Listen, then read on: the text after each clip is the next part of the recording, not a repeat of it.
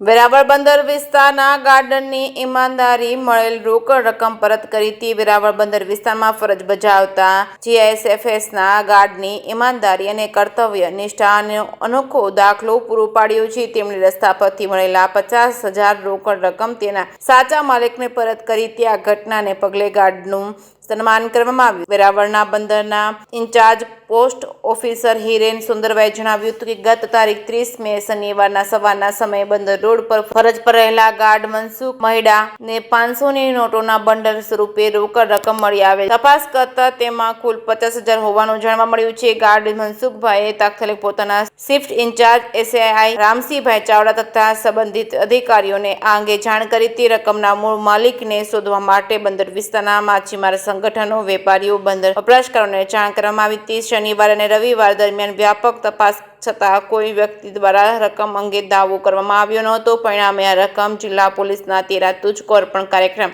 હેઠળ જમા કરવાની પ્રક્રિયા હાથ ધરવાનો નિર્ણય લેવાયો છે। આ દરમિયાન માનદ વેતન ધારક ગાર્ડ મનસુખભાઈ મેડાની નિષ્ઠા અને ઈમાનદારીને બિરદાવવા માટે કચેરી ખાતે તમામ અધિકારી અને કર્મચારીઓ અને ગાર્ડની હાજરીમાં તેમનું પુષ્પહાર પહેરાવી સન્માન કરવામાં આવ્યું હતું। તેમને 2500નું રોકડ પુરસ્કાર વેરાવળ પોર્ટ ઓફિસર હિરેનભાઈ સુંદરા તરફથી એનાયત કરવામાં આવ્યું છે। જે કે સિંહ ગુજરાત સાથે મહેશ વાજા, સોમનાથ।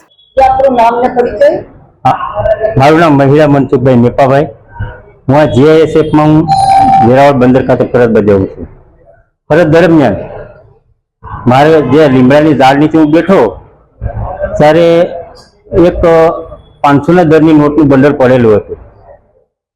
એટલે મેં લઈ અને મારા ફરજ પરના સુપરવાઇઝર છે એસએસઆઈ રામસિંહભાઈ, એમને મેં કીધું આ 500ની દરનું બંડલ છે એ મને મળી આવેલ છે।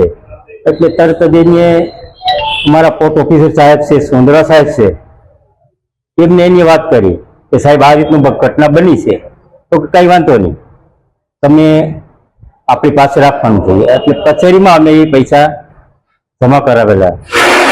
ત્યાર પછી 2 દિવસ પછી જે આપણે મૂળ માલિક આવે ત્યારે આપણે એને પરત કરી દઈશું, બરાબર છે।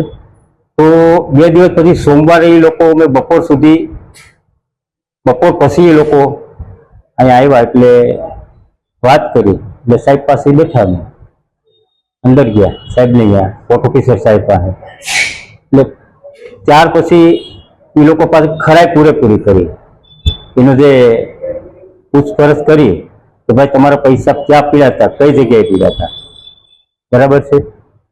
તો એમને એના કોલ રેકોર્ડિંગ દ્વારા અમને સંભળાવ્યું કે ભાઈ આ રીતના અમારા પૈસા પડેલા હતા। એટલે ખાતરી કરી કે ભાઈ કોલ રેકોર્ડ બરોબરમાં બોલે છે। એમાં એના ઘરેને આજે વાત કરેલી હતી, ઘરે તો કંઈ પૈસા છે નહીં, તમારા રસ્તામાં ગમે પણ બે વાત એવી થઈ એના મોબાઈલની અંદર। એટલે એવું લાગ્યું કે કદાચ આના પણ હશે। એટલે એ પૈસા જે હતા એને મૂળ માલિક મળી રહે એટલે એના પરત આપી દીધા। અમને ખરાઈ કરીને આપી દીધા। એ 500ની દરની એક બંડલ નોટ હતું 50,000ની,